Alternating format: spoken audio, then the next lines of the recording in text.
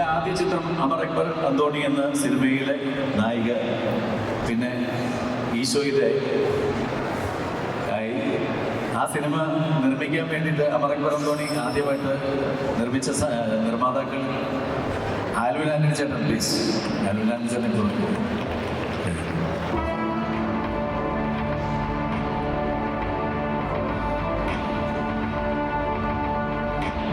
പിന്നെ ഈ സിനിമ തുടങ്ങാൻ കാരണക്കാരൻ എൻ്റെ പ്രിയ സുഹൃത്ത് സൈലൻസ് അബ്രഹാമാണ്. അദ്ദേഹത്തെ ഞാൻ ഈ വേദിയിലേക്ക് സ്വാഗതം ചെയ്യുന്നു.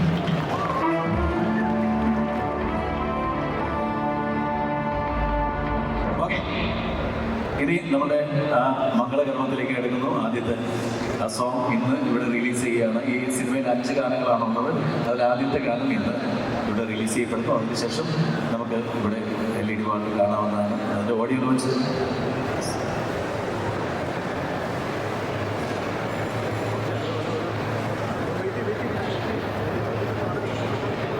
ഇല്ല, CD ഇതൊന്ന് ഓപ്പൺ ചെയ്തു.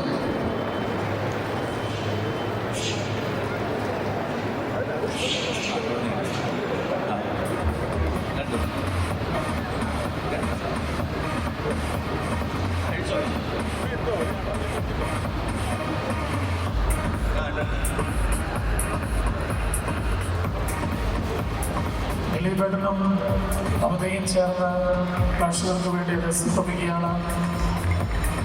Once upon a time in Kochi എന്ന ചിത്രത്തിന്റെ ഓഡിയോ ലോഞ്ച് ഫസ്റ്റ് സോങ് നിങ്ങളുടെ മുന്നിലേക്ക് എത്തുകയാണ്.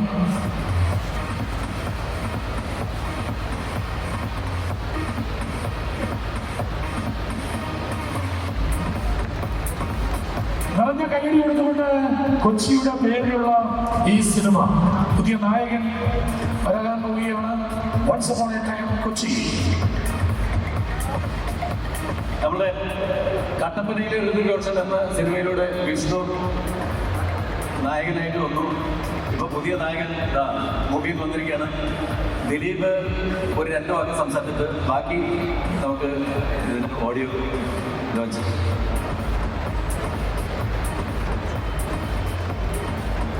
ഇതിന്റെ ഈ പാട്ട് എഴുതിയാണ് ഇവിടെ വന്ന് പറഞ്ഞിട്ടുണ്ട് സുഹൈൽ ഭയ്യ.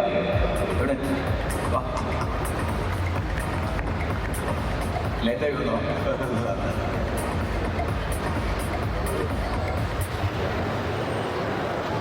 എല്ലാവർക്കും നമസ്കാരം. എല്ലാവർക്കും സുഖമെന്ന് കരുതുന്നു.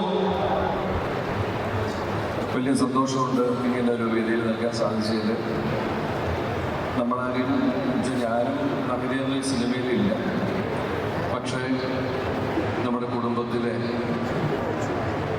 എല്ലാവരും ചേർന്ന് ഒരുക്കുന്നൊരു സിനിമ തന്നെയാണ്. ആദർശയാണെങ്കിലും റാഫ്ബയാണെങ്കിലും തമ്മിലുള്ള ബന്ധമൊക്കെ എല്ലാവർക്കും അറിയാവുന്നതാണ്.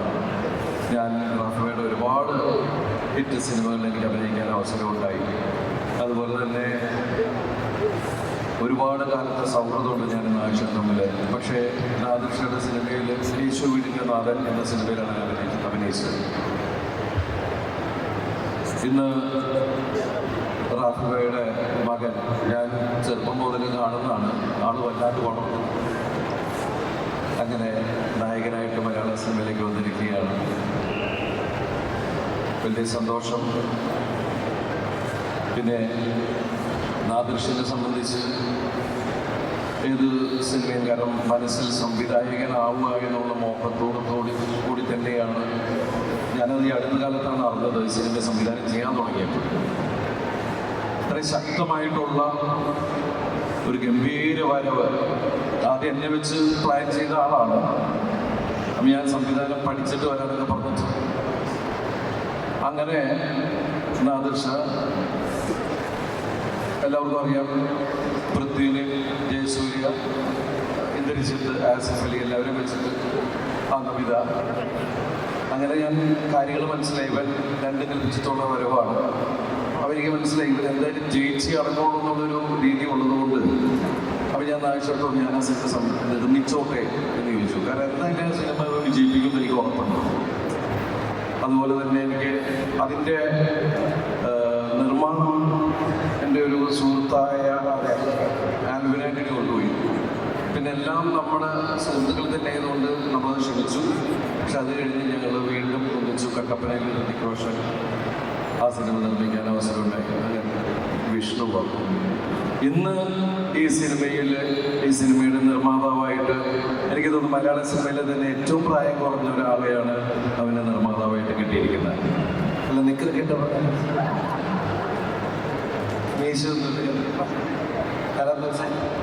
അല്ല സാറിങ്ങനെ ഡിഗ്രി ഇട്ട് വന്നപ്പോൾ എനിക്കൊരു കാര്യത്തിൽ ആശ്വാസമുണ്ട്. സാധാരണ ഒരു സംവിധായകൻ സംവിധാനം ചെയ്ത നിർമ്മാതാവിന്റെ കളസം കീറി എന്ന് സാധാരണ പറയാറുണ്ട്. ഇത് കളസം കീറിയിട്ടില്ല എന്ന് അദ്ദേഹം ലഭിച്ചിരിക്കുകയാണ്. പാൻറ് ഊരിപ്പോയി, അതുകൊണ്ടാണ് ഞാൻ ആദ്യം വിചാരിച്ചത് ചെറുപ്പത്തിൽ പാൻറ് ഇട്ടിട്ട് നനച്ചപ്പൊക്കെ. എന്തായാലും നിങ്ങളുടെ സിനിമ ഗംഭീരമാവട്ടെ, വലിയ രീതിയിൽ വലിയൊരു വിജയമായി മാറട്ടെ എന്ന് ആത്മാർത്ഥമായിട്ട് പ്രാർത്ഥിക്കുന്നു, ആശംസിക്കുന്നു. കാരണം ഓരോ സിനിമയുടെ വിജയവും മലയാള സിനിമയുടെ തന്നെ വലിയ വിജയം തന്നെയാണ്. നിങ്ങളെല്ലാവരുടെയും സ്നേഹവും പ്രാർത്ഥനയൊക്കെ പ്രതീക്ഷിച്ചുകൊണ്ട് ഈ ഓഡിയോ ലോഞ്ച് അല്ലേ നമ്മൾ ഈ പാട്ട് റിലീസായിട്ട് അറിയിക്കുന്നു. എല്ലാവർക്കും ഐശ്വര്യവും നമ്മൾ നേരുന്നു. അതുപോലെ നമ്മുടെ ഒരു സിനിമ വരുന്നുണ്ട്, പറഞ്ഞോട്ടെ, തങ്കമണി എന്ന് പറഞ്ഞ സിനിമയാണ്. ഒന്ന് വരണം, അതിൻ്റെ പരിപാടികളൊക്കെ ആയിട്ട് ഞങ്ങൾ പുറകെ വരാം. വലിയ സന്തോഷം കൊടുക്കും. എവിടെയാ ആ നമസ്കാരം എല്ലാവർക്കും ഹായ്.